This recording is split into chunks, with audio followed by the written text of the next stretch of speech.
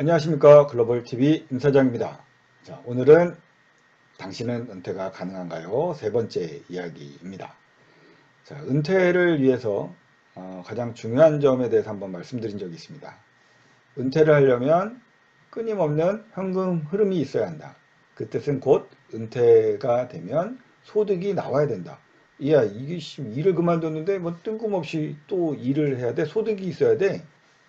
라고 반문하실 수도 있는데요. 은퇴라는 것은 내가 하고자 하는 일에서 자유롭게 나와서 나만의 일을 또는 나만의 시간 또 나만이 하고 싶은 생각을 하는 거죠. 내가 주된 일들에 대해서 떠나는 거죠. 그렇지만 그렇다고 일을 할 수도 있고 안 할 수도 있고 쉴 수도 있고 여행을 갈 수도 있고, 그런데 그러려면 끊임없는 현금 흐름이 들어와야 됩니다. 기본적인 생활이 될 수 있는 소득이 있어야 합니다. 그 소득을 일로 해서 벌던, 예를 들어 아르바이트를 하던, 소일거리를 하던, 주식의 배당을 받던, 부동산의 월세를 받던, 기타 등등의 현금 흐름이 있어야 합니다. 우리는 국민연금이 있으니까 연금도 되겠죠. 그리고 또 이제 보험에 들어있는 변액연금이라든지 그런 개인연금에서의 연금도 있을 수 있습니다. 그래서 은퇴에서 가장 중요한 건 현금 흐름이다. 은퇴 소득이 가장 중요하다. 그러려면 그 은퇴 소득을 만들려면 기본적인 투자를 하셔야 되고요. 그런 투자에 있어서 기본적인 자세를 가지셔야 되는데, 저는 그 투자에 있어서 자세를 두 가지를 보고 있습니다. 어렵진 않고요.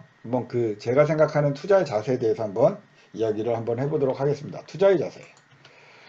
자, 첫 번째, 아는 만큼 투자하기.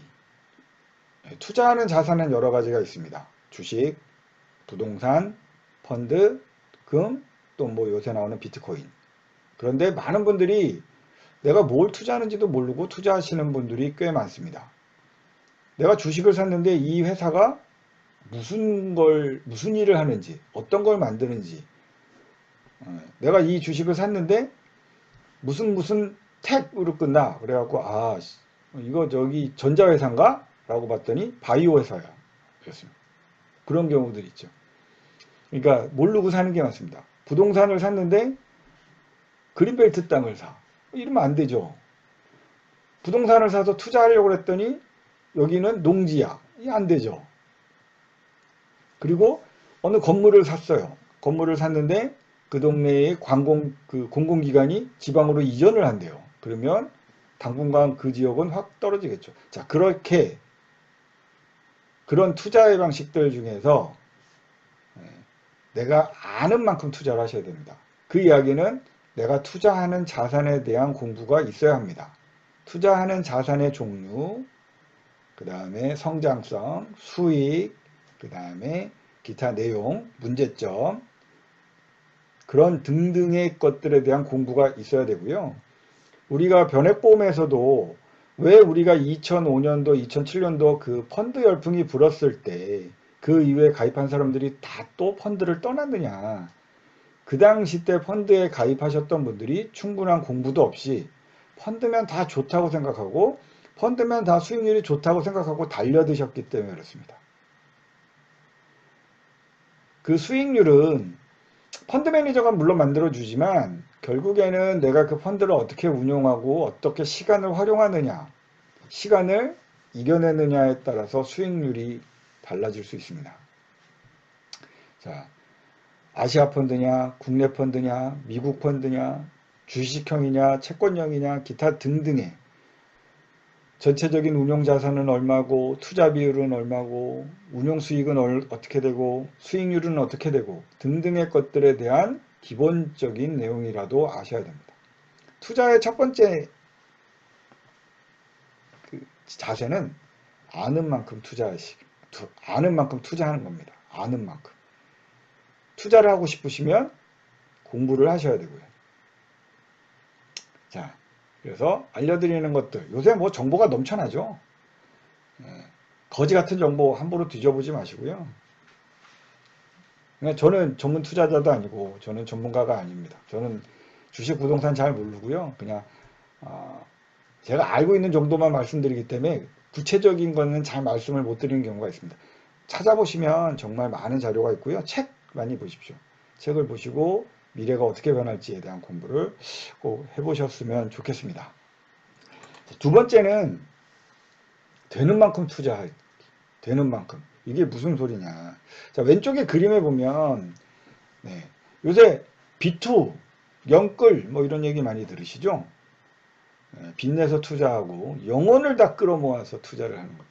아파트를 사기 위해서 할 수 있는 대출 다 때려 넣고요. 부모님 돈 빌리고 와이프나 신용 대출 다 때려 맞고 카드 대출 받고 기타 등등 해서 모든 영혼을 다 끌어모아서 투자를 하자. 그런 게 요새 유행이었죠. 그리고 주식도 빚내서 투자하고 대출 받아서 투자하고 마이너스 통장 긁어다 투자하고 그런 게 많습니다. 자, 투자는 분명히 레버리지라고 그러죠. 대출을 활용하는 건 좋은 방법 중에 하나입니다. 그걸 활용하지 못하는 건 어리석은 방법이죠.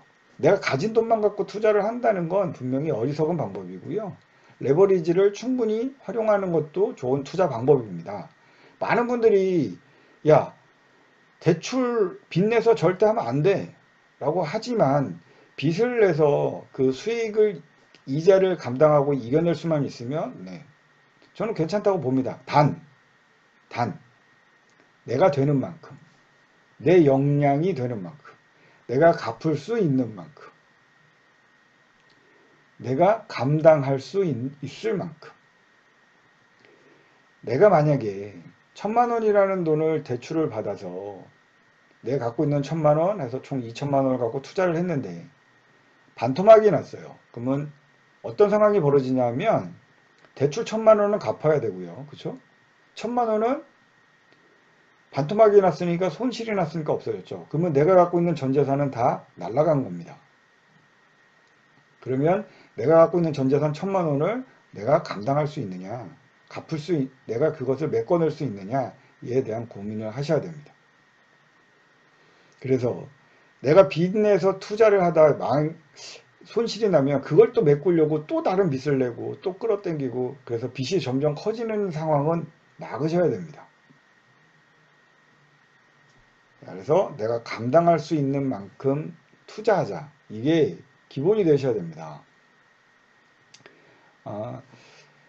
가장 우려스러운 건 젊은 사람들이 솔직히 모아둔 돈이 없죠. 모아둔 돈이 없기 때문에 자기가 갖고 있는 돈은 빡빡 긁어 모아서 하시는데 직장을 다니시는 분들은 예를 들어 1,000만 원이라는 돈을 손실을 봤다라고 하면 1년 열심히 하시면 그 1,000만 원 다시 메꿔 넣으실 수가 있습니다. 근데 백수가 직장도 없는 백수가 1,000만 원을 손실이 났다고 생각해 보십시오. 그걸 어떻게 메꿉니까?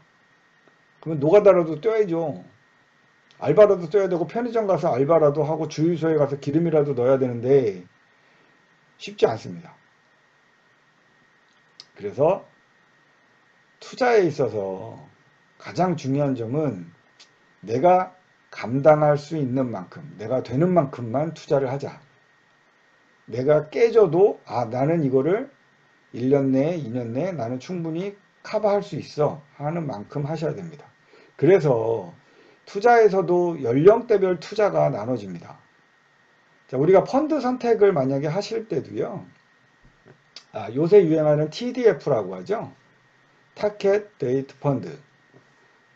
생애주기 맞춤형 펀드라고 해서요. 나이에 맞춰서 일정 기간을 정해놓고 투자 패턴이 자동으로 정해지는 겁니다. 그러니까 처음에는 공격형, 주식형이 많이 포함되어 있고요.